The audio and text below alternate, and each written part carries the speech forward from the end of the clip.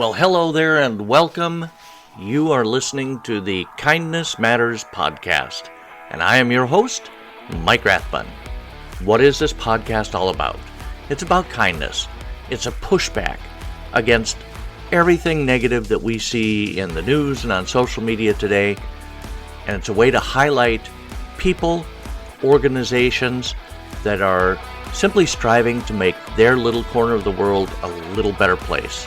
If you want to join in on the conversation, feel free. Go ahead and follow us on all of your social media feeds. We're on Facebook, Instagram, TikTok. We're even on LinkedIn under Mike Rathbun. Check us out. And in the meantime, so sit back, relax, enjoy, and we'll get into the Kindness Matters podcast. Hey, hello, and welcome to the show, everybody. I am so glad you are here. My guest today is an international best-selling author and a multifaceted, intuitive composer, musician, and photographer who helps people take control of their anxiety, fear, and stress through music, visual art, and focused breathing.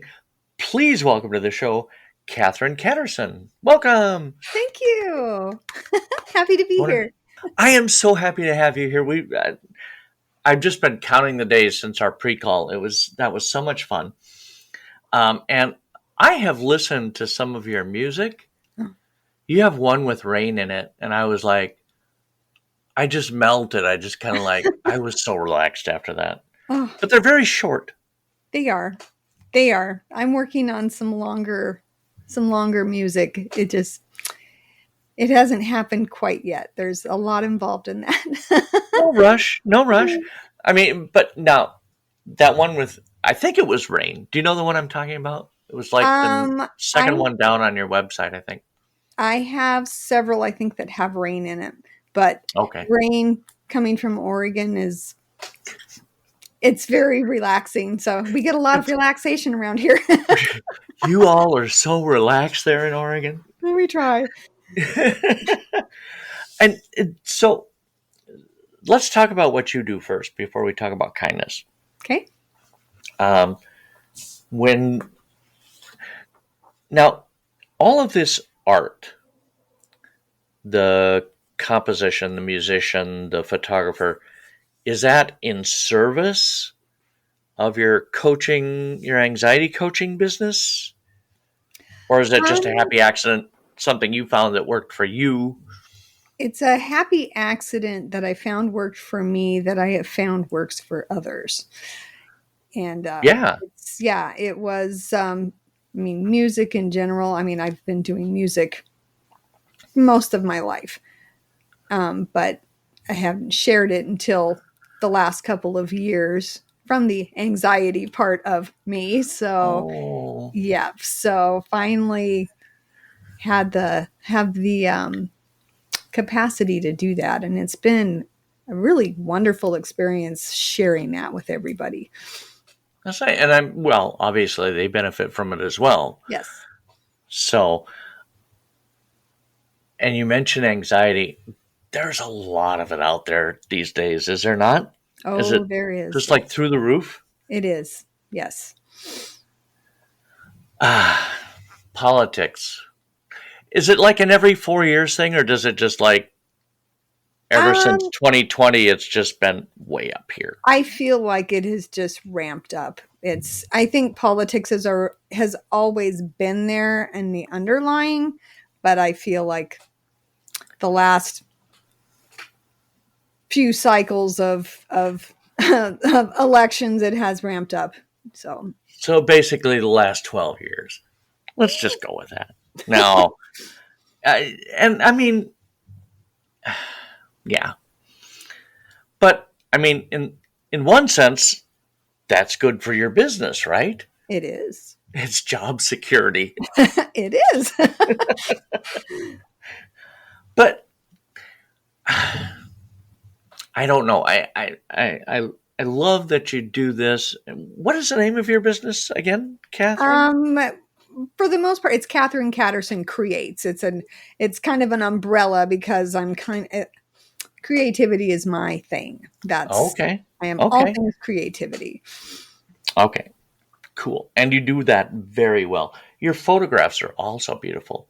Thank you. I just posted one of my burning bush. It's like just all of a sudden towards the end of fall decided, hey, I'm going to do what I'm supposed to do. It's always hit and miss with that thing. You bought it because it's supposed to be this beautiful red color in the fall, and sometimes it isn't. Sometimes it is. Yeah. This year it is, definitely. It is, yes. But let's talk. And when you and I first were introduced, you're a big fan of kindness. Yes, I am. How did you get there? I mean, who isn't? But I think that was something that was instilled in me as a child. My family was always very kind-hearted, very helpful. I mean, I remember people knocking on our door when I was a kid in the middle of the night because their car broke down. My dad was a mechanic, and somehow they knew to come to our house. I mean, didn't complete strangers. And then my dad would be out there in the middle of the night working on their car. It was trouble light. Yes. And that was just something that was always a big deal in our family. And that stuck with you. Yes. Yeah. Yes. But I mean, to everybody in general, but there was one thing, and you mentioned this when we talked, buy what kids are selling. Yes. I absolutely love that phrase. And I probably like it more than I practice it. Maybe. Well, but it's so true because the kids these days, I mean, they're already stressed, right? Mm-hmm. Speaking of anxiety. But what happens to a kid when we go and buy that candy bar for band or what have you? It really changes them inside, because one, as a child, it's very it's, I guess, a little nerve-wracking. It makes them, trying to sell all this stuff, in general, it's hard for kids. And and you can see that, especially when you've got parents over there, okay, say the words, and they're like, do you want to buy something, and it helps build their confidence in a way like almost nothing else can. It's them using their words and feeling that help, that support. It supports them, and Nice, it's just an amazing thing. I mean, and you can tell as soon as you buy those cookies or you buy that little jug of popcorn, or whatever it is, their whole demeanor changes, and they're turning into a much more confident person that way. Yeah, for sure. I remember being a Cub Scout, and we didn't have cookies, right, to sell as Cub Scouts, and I think this was before they started doing, I think it was popcorn. Popcorn is a Cub Scouts thing, right? Yeah. So we were just selling tickets, raffle tickets, but it was a kind of a huge deal, because that's where your troop got its money for a lot of it.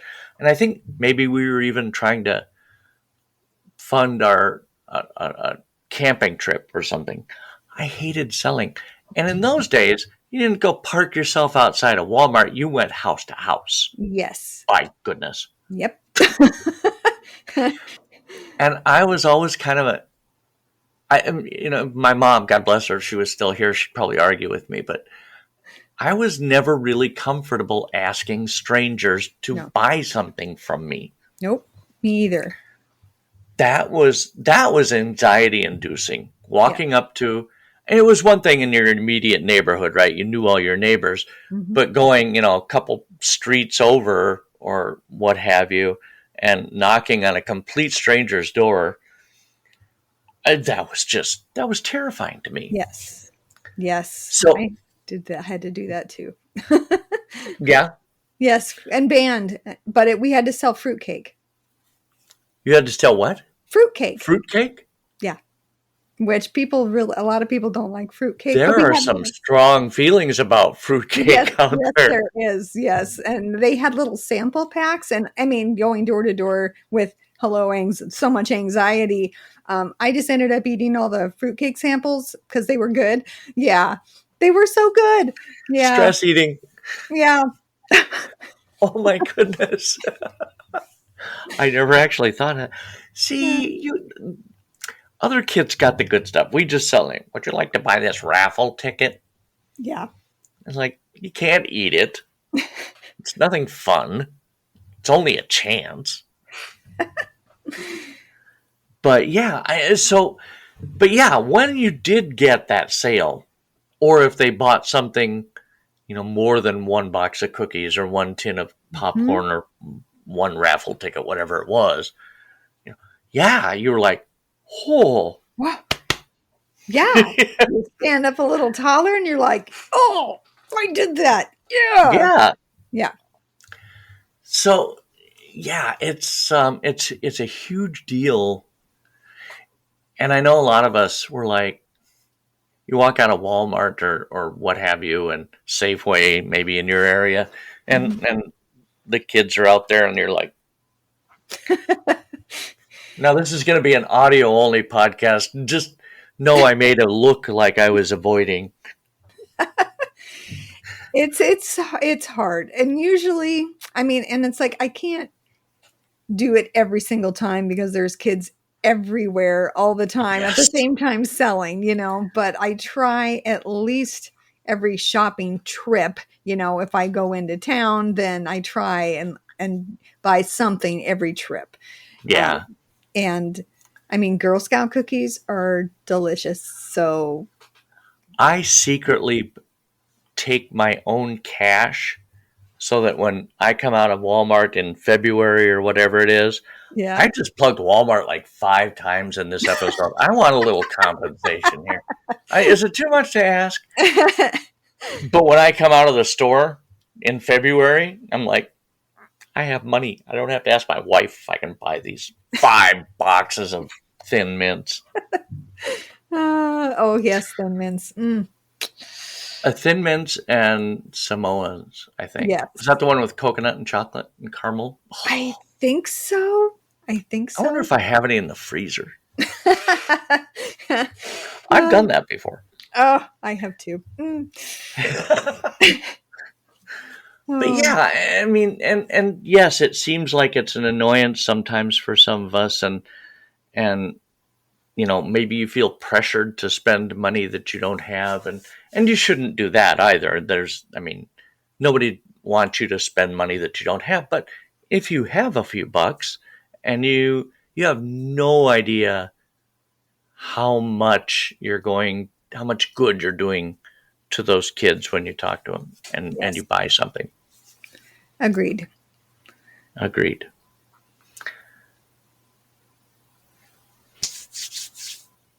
Did we cover everything? It's way too early. It is pretty. Talk to me more about kindness. Tell me more. It's a funny story. Do you know who Neil Foard is? It's Foard. That sounds familiar. But he teaches people how to tell stories for business. Okay. And recently I saw a video of his. He was talking about, it was like 1968 or 69, and him and his dad were driving, and something in the car broke down. The water pump blew or something, and they were stuck between, I think, Bakersfield and Oakland or something. And a guy in a flatbed pulled up and said, "Can I help?" And the guy says, "I can't afford to pay you." He says, "I'll take you into town and we'll get that part, or we'll fix it up." He towed their car in to town, and it was a Sunday. So the auto shop was closed. So he went and got the auto shop guy. And Neil Foard's dad is like, he had a gas card. Oh. Kids, for those of you who are listening, different gas stations had credit cards that you could use. I don't think they do that anymore. But anyway, And then, of course, they didn't have the part. The mechanic didn't have the part, so they went and woke up the auto parts store guy. Mm. And he comes out, and the guy, he's like, I can't afford to pay any of you guys. I have no money on me. And the flatbed guy said, well, if you feel like you need to, I've got this load of watermelons over here that needs to get up on my flatbed. We call it, I'll pay for your part if you help me load those up. And they did, about 90 minutes. Mm-hmm. It was hot. And so 90 minutes later, they had the truck loaded up with watermelons. And about that time, the mechanic brings the car over, running like a top. Yeah.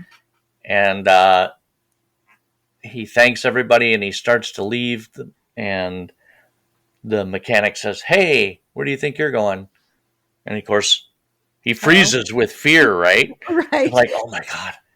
He says, no. My wife's making dinner, Sunday dinner. You guys are invited. Get a shower, get some clean shirts. Oh my gosh. And he said, my dad never said anything for that entire ride back home. But he said, as that night when I was getting ready to go to sleep, he said, my dad stopped by my door, my bedroom door, and said, don't believe what you read on TV, in the newspapers or see on TV. This is what real people are like. Yes. And I think that's true, don't you? I do. I feel like there is good and kindness in everybody. It's, I guess in a lot of ways, it's whether or not they choose to act on that. Because it's very easy to just drive by that car that's broken down, with a mom and 3 kids inside. It's one of those things that, I mean, I'm an empath, and I can feel people's stress from blocks away, and being the mechanic's daughter, I know things. And so if I see someone broke down, I am more likely at 140 pounds to try and push a car out of the way so other traffic can go by. And I'm sure it's quite the funny sight to me out there, trying to push the car out of the way. A little tiny thing trying to push his car. Yeah. And trying to, and like, pop your hood. Let me see if I can see what's going on, but that's who I am. I mean, I have thrown my back out pushing people's cars, helping them because no one else will. And it's just something that is important to me, having been in that situation as a very, very pregnant woman, trying to push a huge truck. It was a full-size, truck, out of busy traffic, and people just looking at you and actually saying, boy, that looks heavy. It's like, oh, hello. Yeah. Belly out to here. It's like, really? Okay, whatever, Oh my gosh. Yeah. And so, I am not going to be that person. I am going to help you. Yeah. And it's so important for people to do that. I mean, we're here for everybody, that's what we should do. Yeah, it really is. I mean, and like every major religion teaches it, right?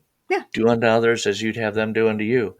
And it's a little different saying from religion to religion, but the thought is the same. And yet, yeah, I am not mechanically inclined in any way, shape, or form. I remember being in Denver with my mom one summer, and I was driving her car, and we were just getting ready to get into the left-hand turn lane, and the car died. Vapor lock. Oh, no. And all these cars are whizzing past me, right? I don't know what to do. I tried to start it. I've got people behind me blowing their horn. Nobody stopped. Nobody even asked if they could help. Finally ended up getting it around the corner, and this guy drove up, and he said, do you need can I help? I said, I have no idea what's wrong with it. He said, where do you live? Told him. He said, he hooked up a rope, towed us home. Didn't take a dime, wouldn't take a thing for it. I'm like, you know what? I will remember that guy till my end of days over the guy who's had to sit behind me and blow his horn and finger. Yeah. Yeah, exactly. Again, audio only podcast. It is things like that, though, that really, they make an impression on you. Yeah. It's a lot of mine seem to be as an adult. My is automotive related. I am always prepared. Thank you, Dad. I have a jump box in my car. It's like there was a gal outside of Fred Meyer's asking anybody for a jump start. Her battery was dead, and it was like, I don't know, 9:30 at night. So it was dark. Boy, Everybody's yeah. like, no, I don't have, I can't help you, or no. And I'm like, I see her as I'm coming out with my grocery cart, and she's asked like 6 different people as I'm pushing my cart to my car.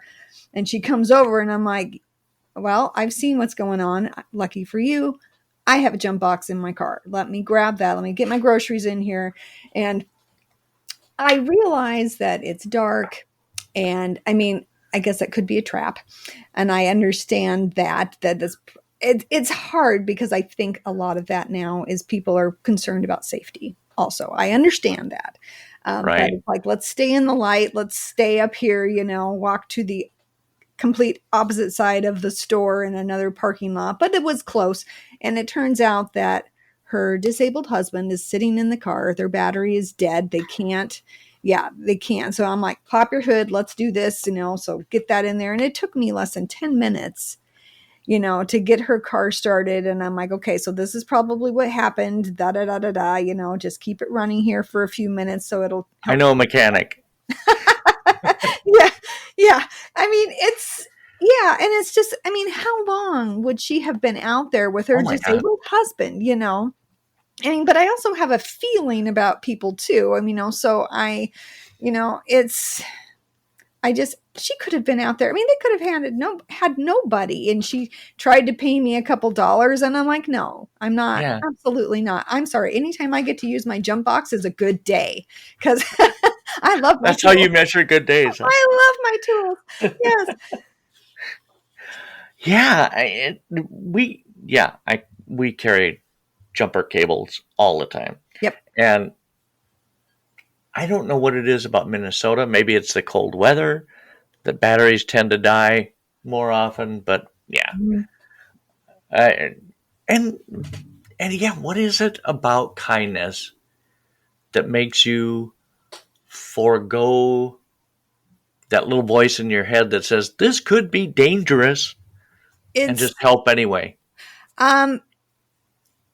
Well, in my case, I think it was my parents' example of serving others in that way that really stuck with me. But, doing the good deeds, the kind deeds, doing those things, it benefits you just as much as it benefits them, because that feeling of, it makes me, I guess, proud of myself that I did something nice for someone else. Yeah. But it really, it just helps in every single way. It's like your mental self, your body in general. It feels good to help people. Yeah, absolutely. Is it a dopamine hit? A little bit. Serotonin? I don't remember. It's one of those. Yeah, it could be both. It's double shot. Yep. Yeah, for sure. And people with anxiety, do they struggle with kindness more, do you think? I'm as far as the doling out the kindness, yes. In my case, yes. I think my desire, and I feel like sometimes it's my calling to help people, sometimes will outweigh that anxiety.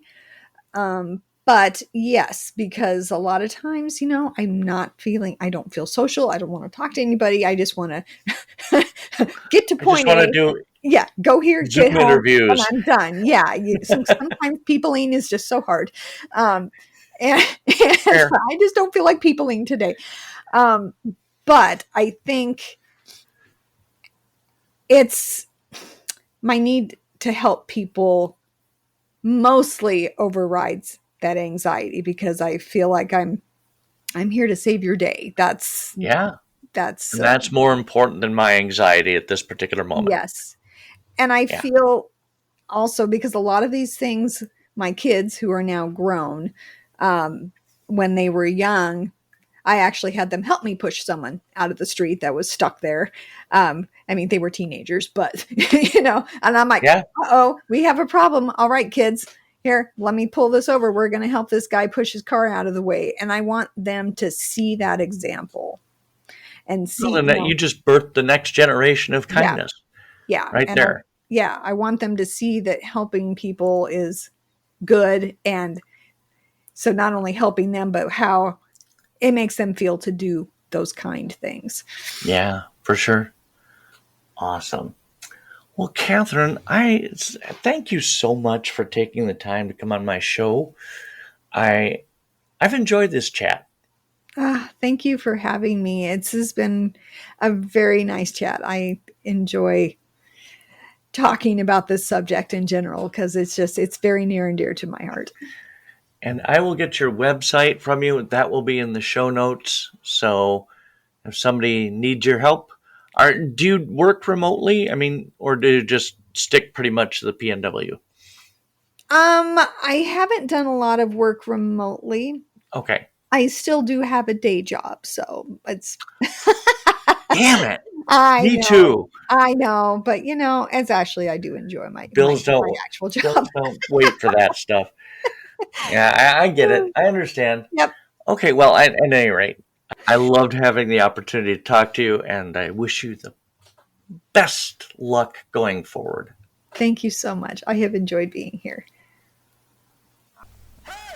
I want to thank you for taking this time to listen to this episode with my guest, Catherine Catterson. I hope that you're able to take something positive from the time you spent here with me today, and Catherine. Maybe you'll be inspired. Maybe you'll be motivated.